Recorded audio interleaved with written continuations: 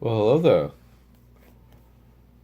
Uh, I had planned to do like I've done previous weeks and record straight to YouTube, but well, apparently YouTube has changed their guidelines, and because I am such a wee channel, which is that would be a compliment, um, I can't go directly through YouTube. But there are ways around this, and here I am recording it on my phone before uploading to YouTube. Um, I'm actually rather impressed. This is, I think, the third week that I've actually recorded a video, so I'm uh, I'm impressed with myself. Um, wasn't really sure what I was going to talk about tonight. I This week, like every other week during the month of April, has been a roller coaster of uh, between feeling okay and feeling depressed and feeling angry. So I'm kind of bouncing around a lot, and I'm not exactly certain um, that the few things I have written are going to end up are staying in where in the stories, but that's okay. That's what first drafts are for. As Hemingway said, the first draft of everything is shit. So so there's that. So did make like I said, I did make some progress, especially on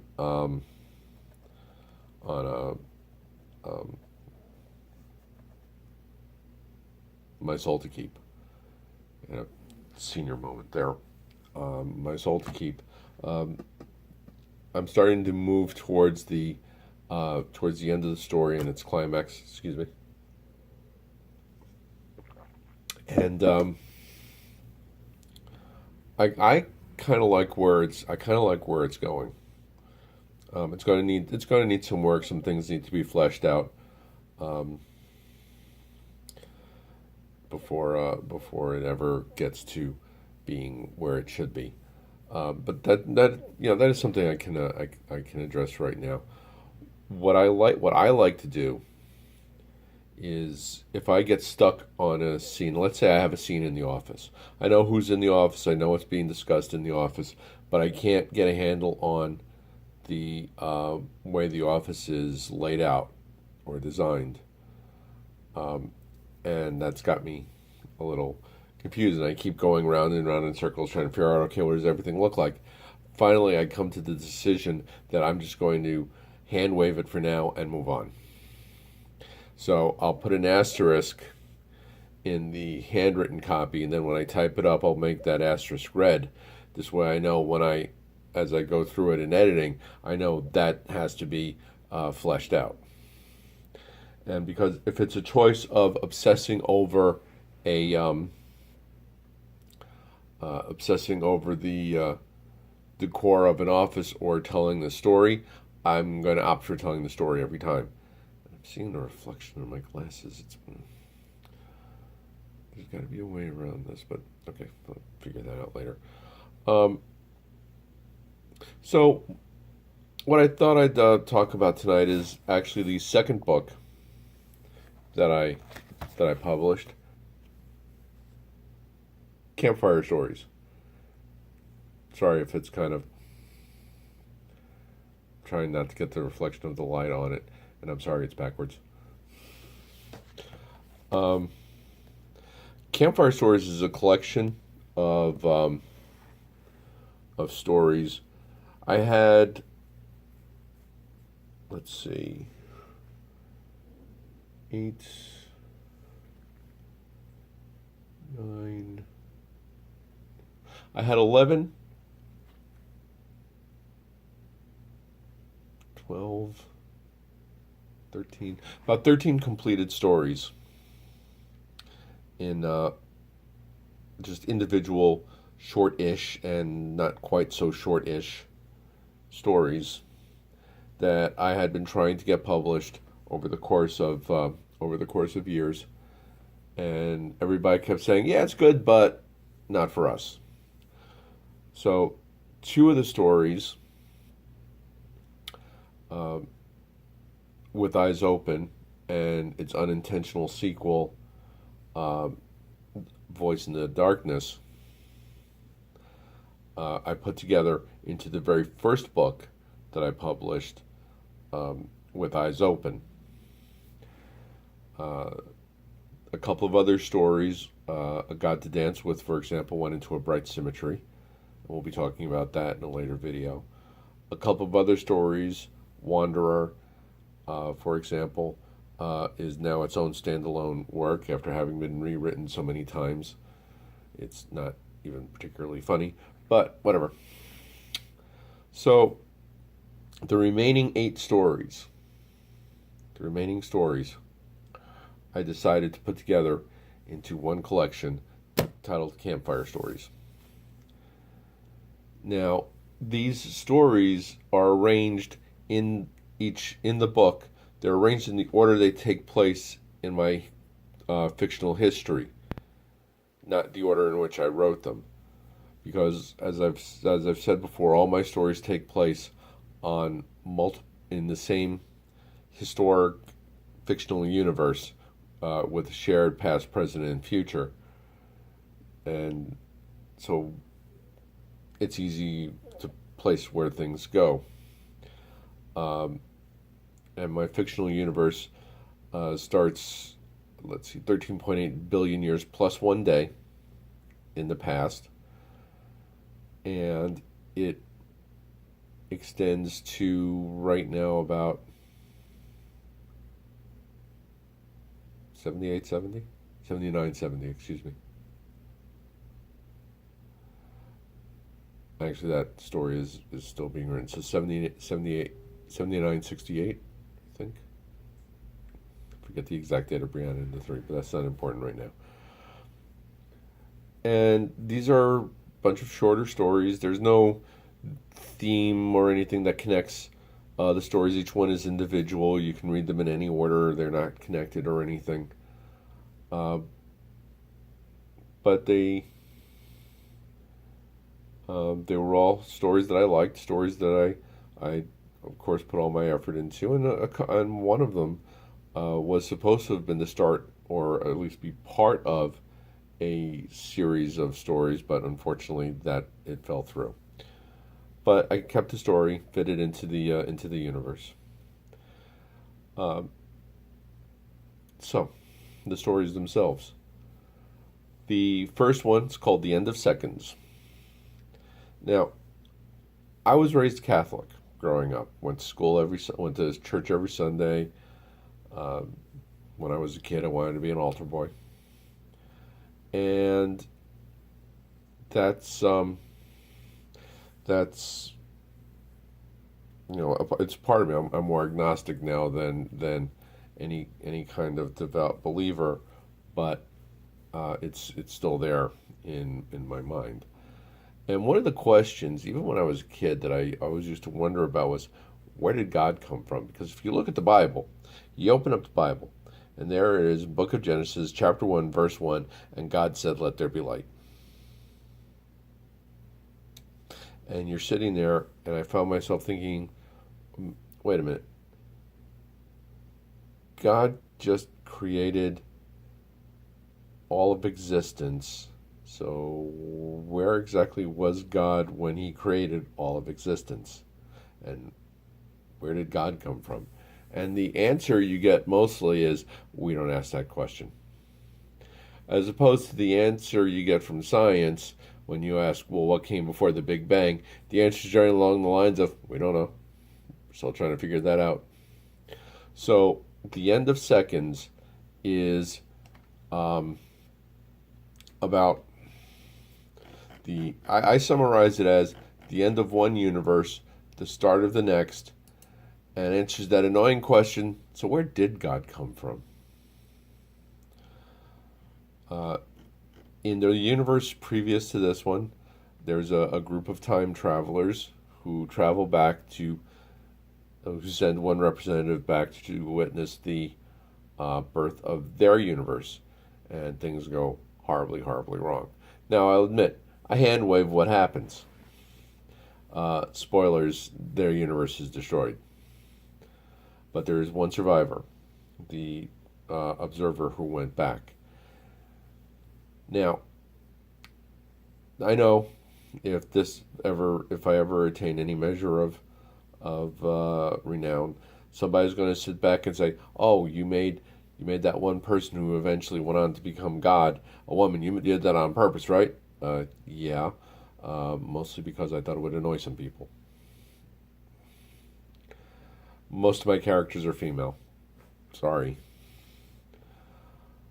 Uh, but I start and end the stories with quotes from Hindu text. Starts with the quote from that Oppenheimer used when the first nuclear bomb was exploded. "I am become death, destroyer of worlds," from the Bhagavad Gita. And it ends with, one moment, excuse me. Talk among yourselves for a moment.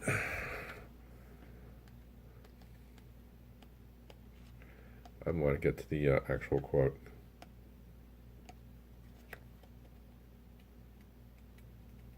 It's a favorite quote of mine. I just don't have it memorized. It's from the Rig Veda. Who knows for certain? Who here shall declare it? Whence was it born? Whence came creation? The gods are later than this world's formation. Who then can know the origins of the world? No one knows whence came creation, and whether he has or has not made it, he who surveys it from the lofty skies. Only he knows, or perhaps he knows not. It struck me as being very rhythmic, very Hindu. There's death and then there's rebirth. The next story is called Games of Life and Cold, and I can't really put this one in a time frame, in a specific time, because it was the story that was supposed to be the start of another serial, and that fell through horribly. So it might still end up being part of something else, but I don't know. I don't know.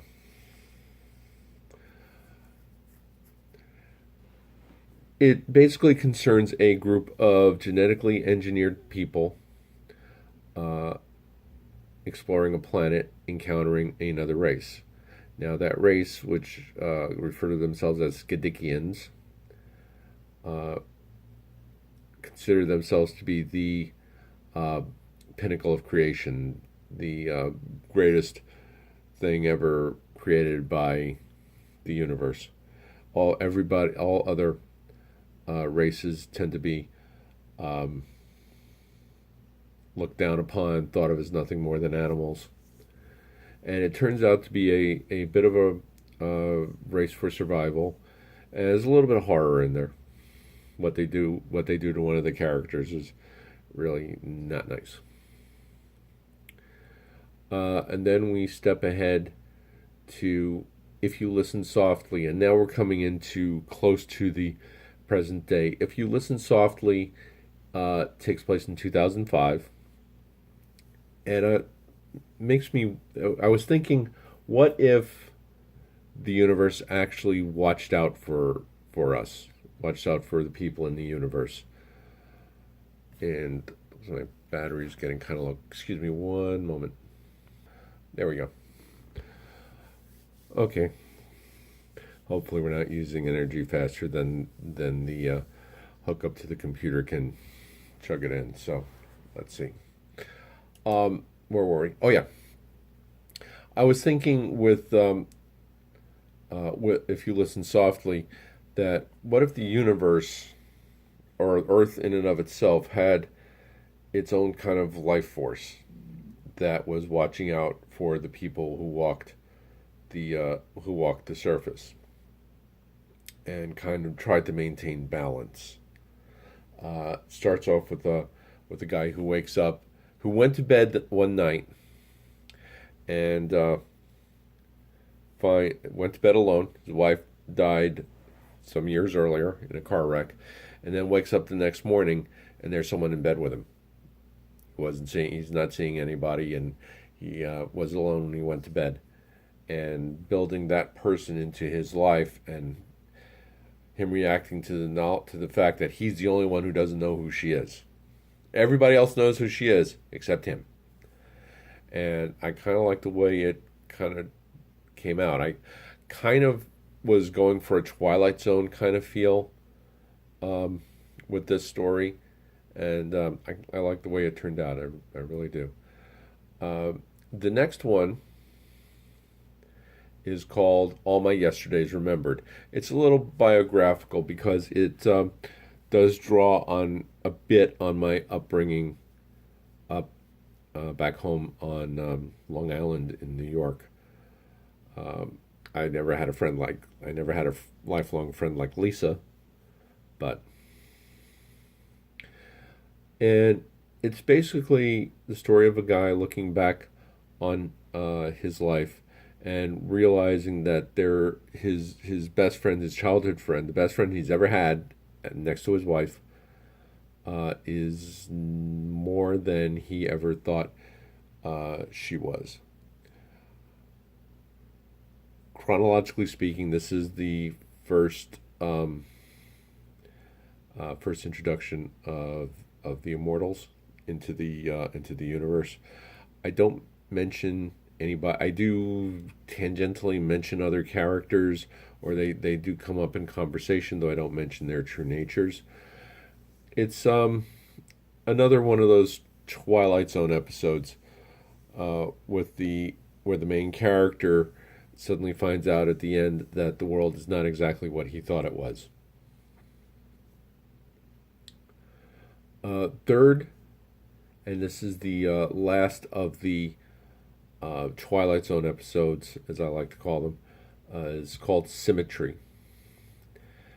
A woman wakes up, finds herself on a deserted subway car. It's just her and a conductor. And when she looks out the windows, she can't see where they're going. It's all she sees is blackness. The next car after the one she's in is actually like a dining car from a cross-country railroad. And I started thinking about an old line I heard about death takes a holiday. And then I started thinking, well, what if death really did want to change jobs? What if he didn't want to do it anymore? There would have to be a replacement. And who might that be? Perhaps a woman by the name of Rosalind. And this, again, a Twilight Zone episode where at the end the character is in a situation she cannot get out of and finally resigns herself to it, at least for now. Next, after, excuse me,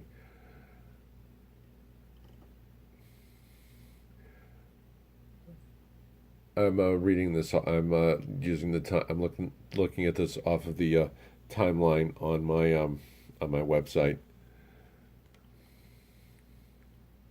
Next, we jump forward into the future, specifically the year 2114.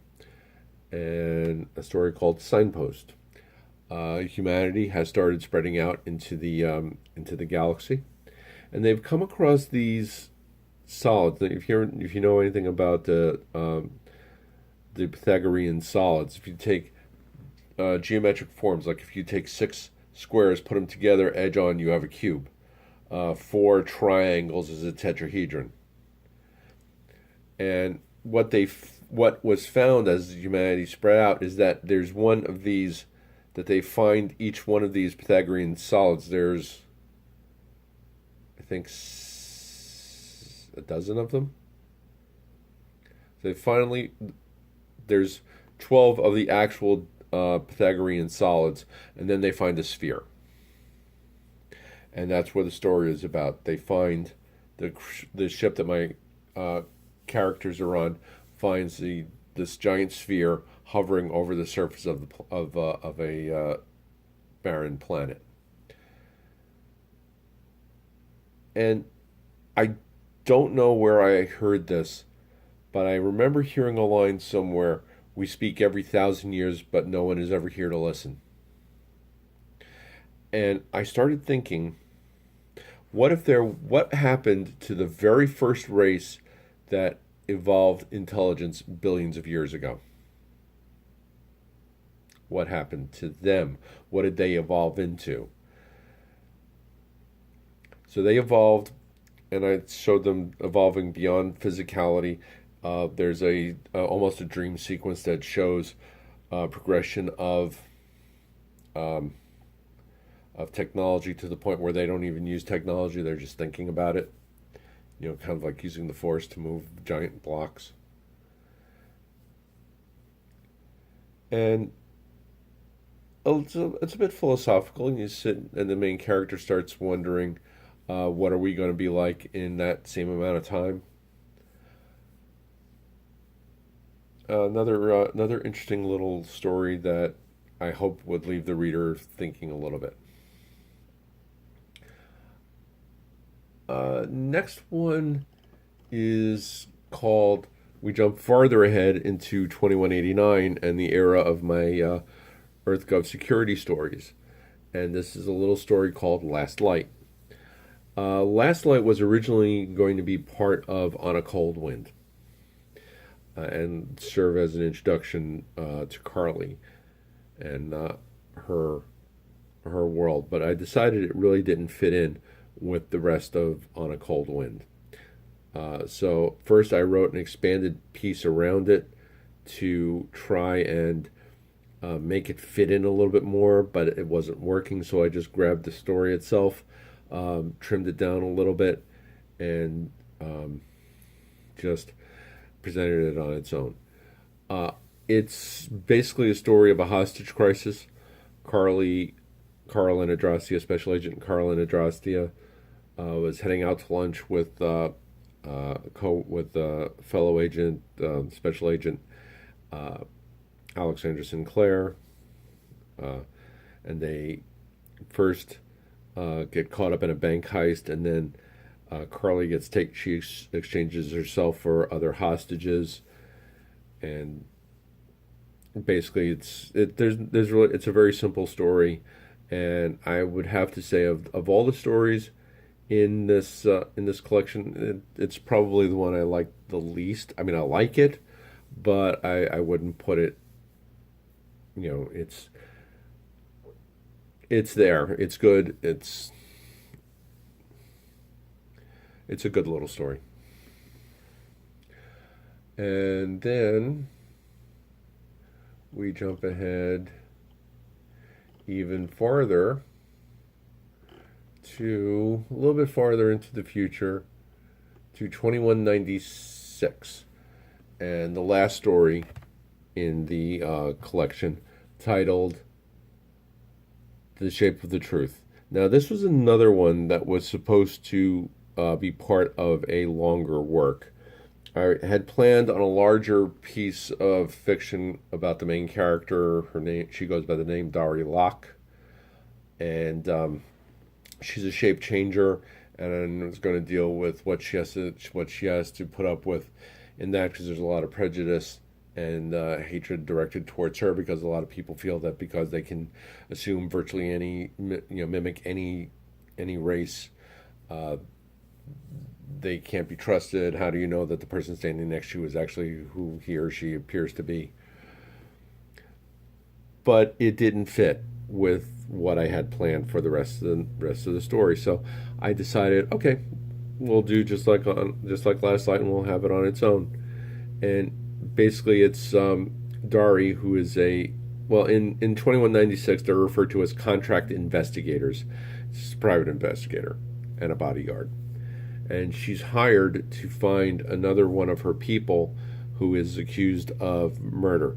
Now, I set up in the story that her people don't commit murder. They don't mind. They will defend themselves, but they won't take a life. They will not do that. So she has to find him, prove him innocent, um, and I like the way things progressed with Dari. And there's another character there called Maya, who travels with Dari, and is has a very special relationship with her. Maybe in a later video I'll focus strictly on this and talk about my my shape changers. But that's the collection.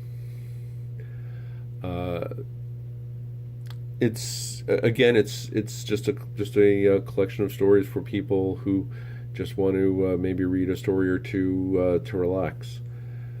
And that's all I got for you guys this week. I'm sorry.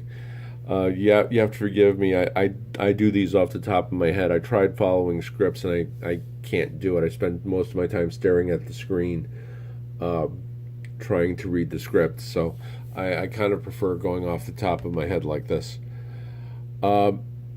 We're past 25 minutes, so it looks like I am going to be wrapping this up now. I will have, again, as always, I'll have links to the books down at the bottom. If you do buy any of the books, please leave a review. Good, bad, or indifferent, it doesn't matter.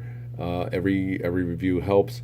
If you like the video, click it. If you like listening to me babble, subscribe and hit the notification bell. And remember, we are each of us the hero of our own story and the villain of someone else's.